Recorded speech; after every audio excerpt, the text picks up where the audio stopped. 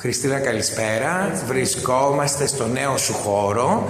Λοιπόν, είναι ένας χώρος, θα τον δείξω λίγο, έτσι εδώ, να τον δούμε, όπου κάνεις την πρώτη σου εδώ ατομική έκθεση ζωγραφικής, μια περίεργη ατομική θα έλεγα έκθεση, και θα μας εξηγήσεις ακριβώς το γιατί. Βρίσκεσαι δίπλα σε ένα πολύ αγαπημένο έργο σου και θα μας εξηγήσεις τι ακριβώς βλέπουμε.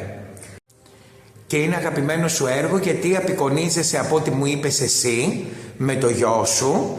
Είναι λοιπόν τυπωμένο πάνω σε ένα φωτογραφικό χαρτί. Και εδώ θα εξηγήσουμε λίγο. Θέλω, ξέρεις τι, να μου εξηγήσεις αυτό που λέγαμε, ότι μπορεί να υπάρξουν άνθρωποι που να ενδιαφέρονται να φτιάξουν αντίστοιχα, να τους φτιάξεις μάλλον αντίστοιχα, τη δική τους φωτογραφία, τη δική τους αγαπημένη φωτογραφία. Δεν σημαίνει ότι είναι των ίδιων, μπορεί να απεικονίζουν και αγαπημένα τους πρόσωπα. Οπότε θέλω λίγο να μας εξηγήσεις πώς ακριβώς γίνεται η συγκεκριμένη επεξεργασία.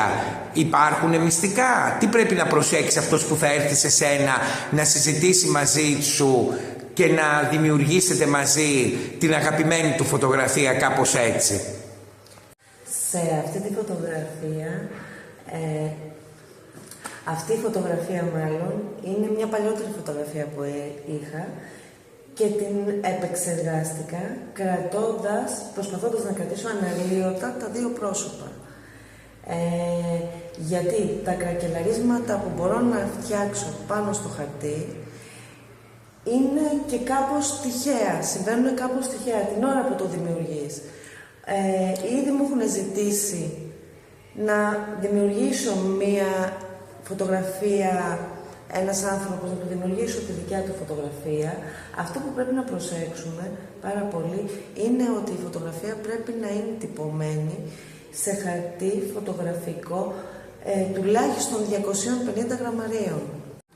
Οπότε, Χριστίνα, τα κρακελαρίσματα, το ενδιαφέρον είναι ότι είναι τυχαία αυτά τα κρακελαρίσματα που κάνει η φωτογραφία. Λίγο πλησιάζω, βέβαια με την κορνίζα δεν μπορούν να αποτυπωθούν τώρα. Απλά να δείξω λίγο το έργο, το κάνω αυτό. Ναι, και πρέπει να πω ότι η κορνίζα, το τζάμι, για να φανούν αυτά τα κρακελαρίσματα, δεν είναι ματ.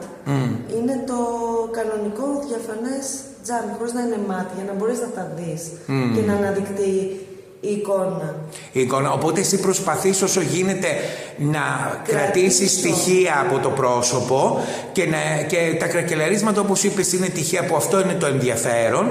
Και μου είπες προηγουμένως ότι μπορεί ο ενδιαφερόμενος να επιλέξει ένα-δύο χρώματα της επεξεργασίας. Αυτό ακριβώς, λίγο την παλέτα του, τη χρωματική του παλέτα, και πάνω σε αυτή την παλέτα να δουλέψω τη δικιά του φωτογραφία, κρατώντας ένα συναίσθημα που σου βγάζει η φωτογραφία.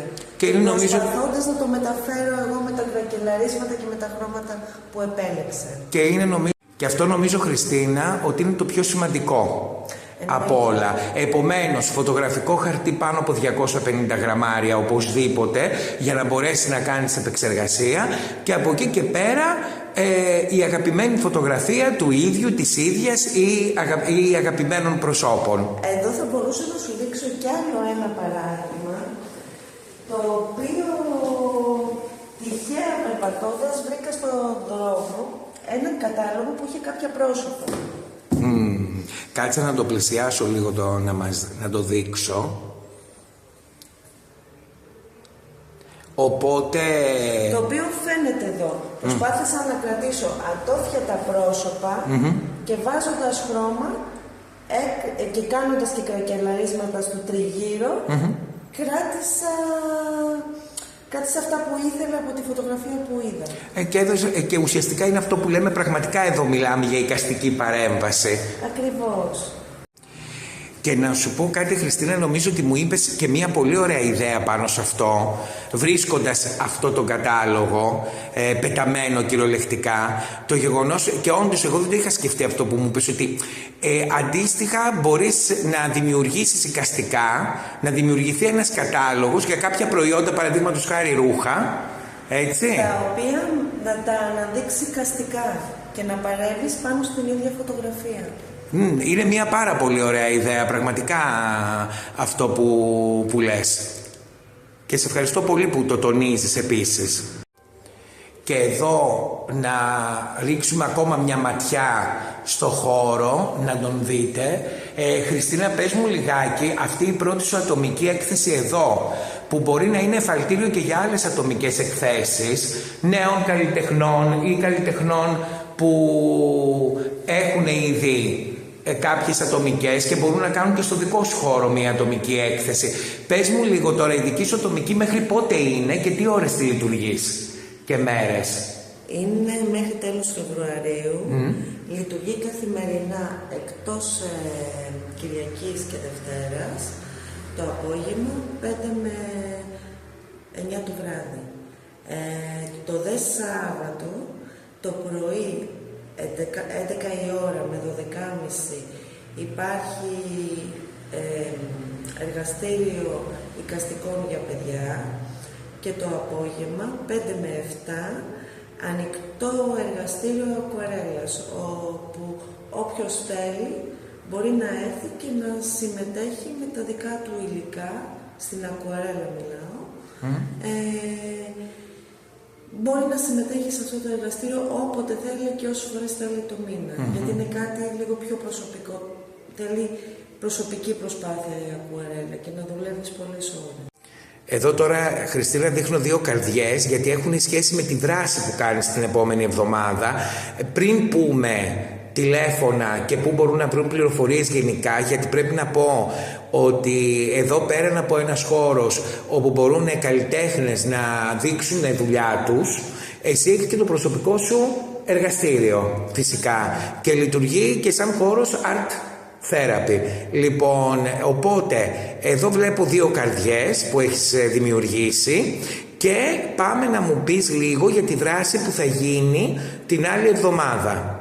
Σωστά, Δημήτρη, την άλλη εβδομάδα, την Παρασκευή συγκεκριμένα, 13 Φεβρουαρίου, παραμονή της ημέρας του Βαλεντίνου, έχω μία δράση θα γίνει εδώ μέσα, το οποίο ονομάζεται «Έλα να ζωγραφίσουμε την αγάπη».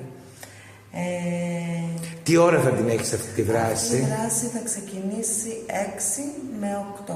Επομένως, είναι 1-2 ώρο. Οπότε Παρασκευή 13 Φεβρουαρίου και ώρα 6 με 8, λοιπόν, εδώ πέρα Αμφίας 5 Γκίζη, στο χώρο σου που λέγεται ψυχοτεχνίες, θα μπορούν να έρθουν μάλλον να δράσουν μαζί σου.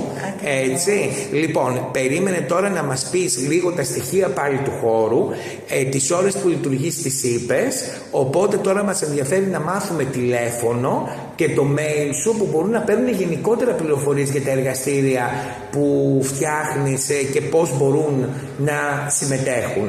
Οπότε μου λες ακριβώς για να μάθει ο κόσμος.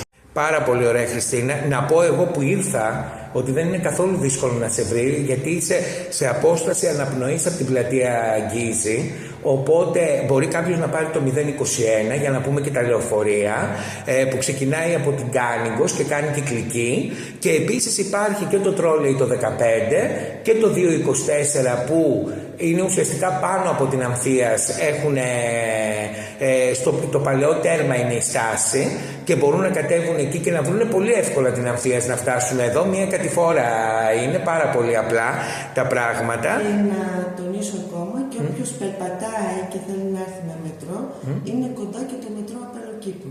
Πάρα πολύ ωραία. Οπότε άνετα μπορεί να σε προσεγγίσει κάποιος λοιπόν και να έρθει εδώ να σε βρει και να μάθει και τις δράσεις και τα πάντα. Είτε καλλιτέχνης είτε φιλότεχνος. Πολύ ωραία. Και πάλι θέλω να πεις τις ώρες που λειτουργείς γενικά. Γενικά λειτουργώ καθημερινά, εκτός Δευτέρας, θα με βρείτε εδώ. Και Κυριακή, εκτός. Κυριακή, όχι. Κυριακή. Είμαι ανοιχτά για όποιον θέλει, το πρωί, να έρθει να πιούμε έναν ελληνικό καφέ και να μιλήσουμε για την τέχνη. Κατόπιν βέβαια να σε έχει ενημερώσει, καλό είναι σαν ραντεβού η Κυριακή, να πούμε. Τι αυτή σαν ραντεβού. Σαν ραντεβού. Επειδή ο χώρος είναι και δικό μου προσωπικό εργαστήριο, θα με βρείτε σχεδόν όλες τις ώρες εδώ, από το πρωί από τις 9 μέχρι τις 2 το μεσημέρι και από τις 5 μέχρι τις 8 το βράδυ. Πολύ ωραία. Πάντως γενικά τα τηλέφωνα, θα το δώσω άλλη μία φορά το τηλέφωνο, σε παρακαλώ.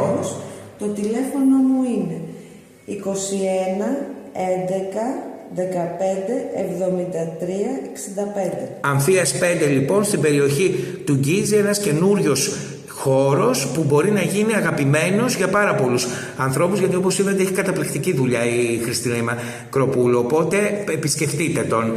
Να είστε καλά λοιπόν όσοι μας ακούσατε, όσοι είδατε μάλλον αυτό το βίντεο, και να ευχηθώ, Χριστίνα, καλή επιτυχία σε όλες τις δράσεις σου και στο εργαστήριο γενικά. Ευχαριστώ πάρα πολύ, Δημήτρη, για όλα αυτά. Και Χριστίνα, έχεις και κρυφές κρυψώνες που δεν ήξερα και εσύ μου τις έδειξες τώρα. Για δείξε μου εδώ που έχεις αυτό το stand, που δεν είναι stand ουσιαστικά, ένα παραβάν. Είναι γεμάτο έργα σου. Για δείξε λίγο. Αυτό ανοίγει λοιπόν. Στην ουσία, όταν γίνονται βιωματικά εδώ μέσα, για να κλείνει και να μην φαίνεσαι έξω από την βιτρίνα. Ναι, όμως σε μια έκθεση κάποιου καλλιτέχνη μπορεί να βάλει εδώ έργα. Το οποίο έχει το καλό, γυρίζει και έχει άλλο έργο. Ναι, οπότε το κοινό παίζει, μπορώ να πω, λίγο με τα εικαστικά, με αυτόν τον τρόπο. Θα του αρέσει πάρα πολύ αυτό, μπράβο. Και ξέρεις, όσο έβλεπα το χώρο, Χριστίνα, θεωρώ ότι αυτός ο χώρος κάνει και πολύ για εκθέσεις φωτογραφίας. Γιατί έχεις και το υπέροχο εδώ τραπέζι που ανοίγει και μπορούν να βάλουν οι φωτογράφοι φωτογραφίες τους, που αν θέλει κάποιος να αγοράσει, σε τελική ανάλυση βάζει τη δική του κορνίζα. Εδώ η τύχη, εδώ πέρα στο... Εκμεταλλεύεσαι βασικά. Ακριβώς. Και για μικρογλυπτική. Έχεις και πάγκους για μικρογλυπτική, για όποιον ενδιαφέρεται. Οπότε νομίζω ότι τα έχεις σκεφτεί με σοφία. Έχεις φτιάξει αυτό το χώρο, ο οποίος κρύβει πραγματικά κρυψώνες οι οποίες γίνονται ανοιχτές προς το κοινό, κατευθείαν, με μία μόνο κίνηση. Σαν καλλιτέχνης, σκέφτομαι αυτά που μπορεί να θέλει ένας καλλιτέχνης. Να θέλει ένας καλλιτέχνης, ακριβώς. Να είσαι καλά. Καλό βράδυ.